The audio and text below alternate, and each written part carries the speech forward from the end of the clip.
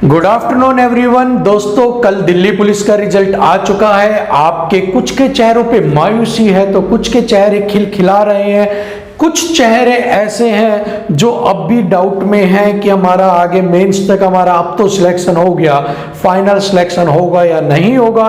कुल मिला के देखा जाए तो होली से पहले ढेरों रंग आप सबके चेहरों पे देखने को हमें यहाँ पे मिल रहे हैं, लेकिन फिर भी जिनके रंग हमेशा खिलखिला रहे हैं, जो बिल्कुल सिलेक्शन हुआ है ना, उन सबको सबसे पहले बहुत बहुत बेस्ट विशेज कि आगे भी वो ऐसे सिलेक्शन ले ले। तो आज की जो वीडियो है ना, वो आप सबके लिए खास है, क्योंकि आज हम ये बताने वाले हैं फिजिकल में आपके साथ क्या होने वाला है। आपकी डॉक्यूमेंट फिजिकल में कौन से रिक्वायरमेंट होंगे, कौन से डॉक्यूमेंट आपको मेडिकल तक लेके जाने हैं। फिजिकल की तैयारी जो ये सोच के बैठे थे कि मेरा रिजल्ट में नंबर आएगा या नहीं आएगा, और उनका बाई चांस नंबर आ गया, अब वो क्या करेंगे, उन्हें तैयारी में कितना वक्त चाहिए, एग्जाम कब है, ये सब आपका इस वीडियो के अंदर होने वाला है। तो आइए स्टार्ट करते हैं।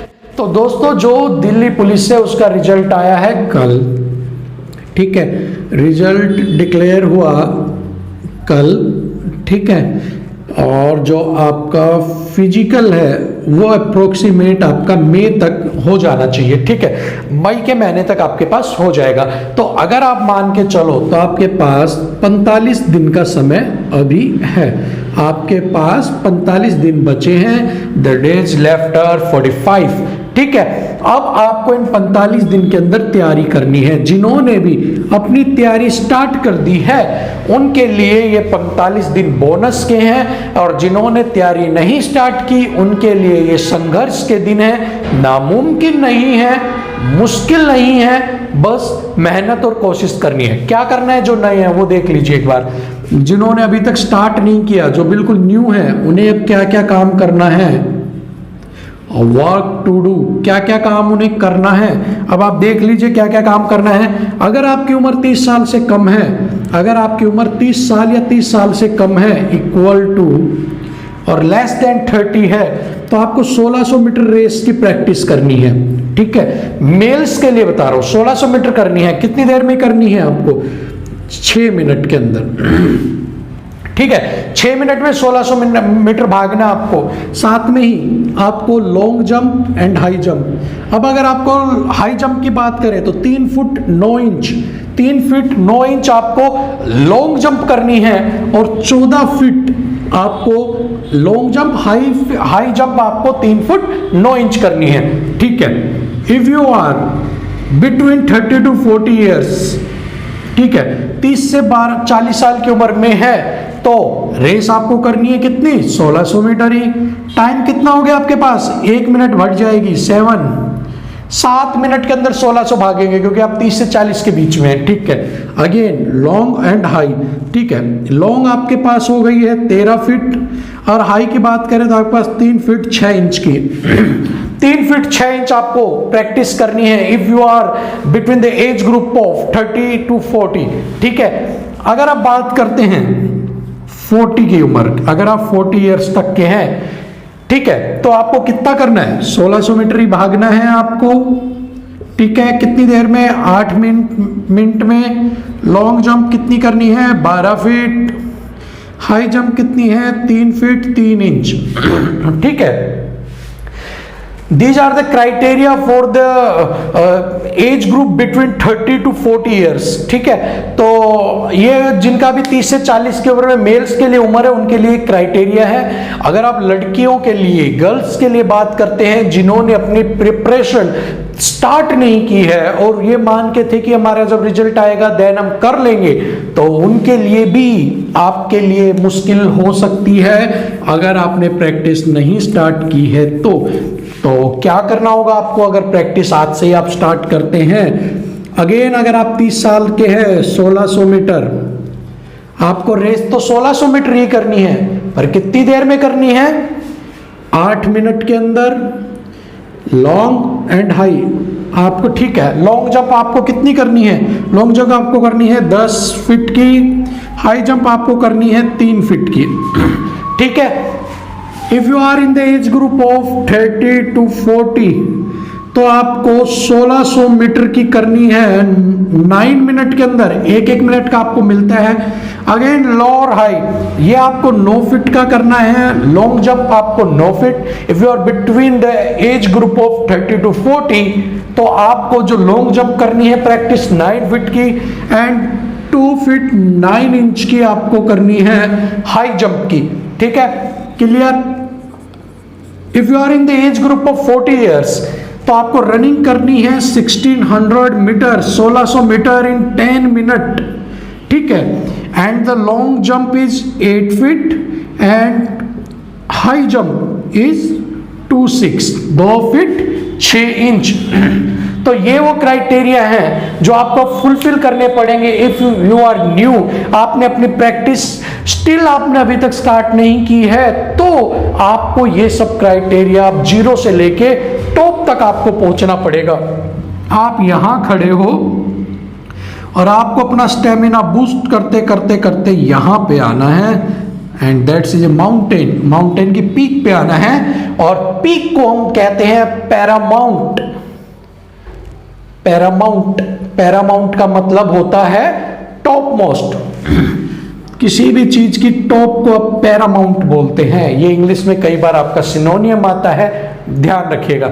ठीक है, तो ये क्राइटेरिया आपको फुलफिल करना है। अब जिन्होंने स्टार्ट नहीं की प्रैक्टिस वो सोच रहे होंगे कि हम अभी कर लेंगे स्टार्ट, क्या फर्क पड़ेगा। तो जब वहां पे आप भीड़ देखोगे तो आपके पैर थर्रा जाएंगे वहां पे बिल्कुल अच्छी तरीके से।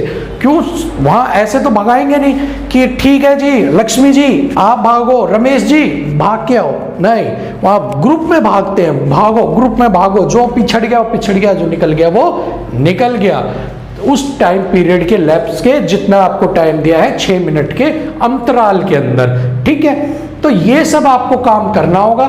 इतना आपको ये राउंड लेने हैं, आपको अकाउंटिंग चलेगी तो बहुत लंबा आप देखोगे तो एक जो पहली बार जा रहे हैं उनके लिए बहुत बड़ा एक एक्सपीरियंस रहने वाला है। तो आपने अगर नहीं की फिर भी नामुमकिन, असंभव ये शब्द है ही नहीं, क्योंकि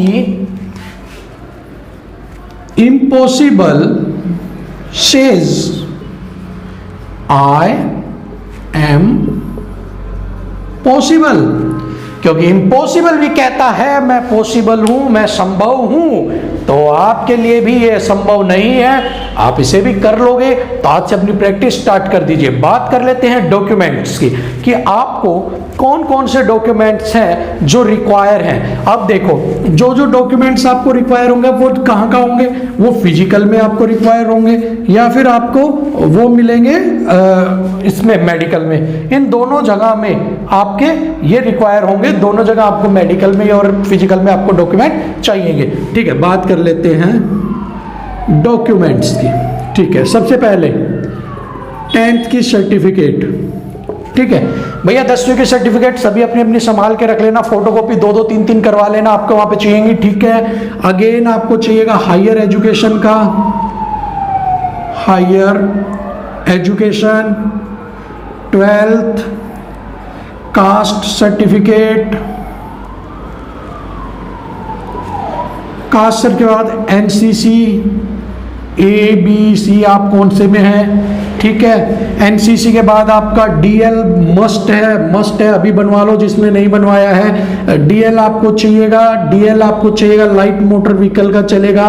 ठीक है, तो आपको डीएल चाहिए। साथ में ही इसके साथ और 2-4 डॉक्यूमेंट्स है। अगर आपका नाम चेंज हुआ है, ठीक है, अगर आपकी शादी हो चुकी है, if you are married and after marriage आपका नाम चेंज हुआ है, then you have to submit a affidavit और the passport of your husband and other relevant document of your husband in which your नाम is entered as a spouse. ठीक है, एक ऐसा डॉक्यूमेंट आपको अपने हस्बैंड का, चाहे वो आपका ड्राइविंग लाइसेंस हो, नहीं सॉरी ड्राइविंग लाइसेंस नहीं, पासपोर्ट, आपको पासपोर्ट एक उसमें हो आपका, वो सबमिट करना पड़ेगा, एफिडेविट करना पड़ेगा जिसमें आपका नाम as a spouse means as a wife आपका नाम, कि जैसे कि रमेश आपका हो, उसके नीचे या फिर आपका बीवी का नाम, इसकी वाइफ का नाम लिखा हो संगीता।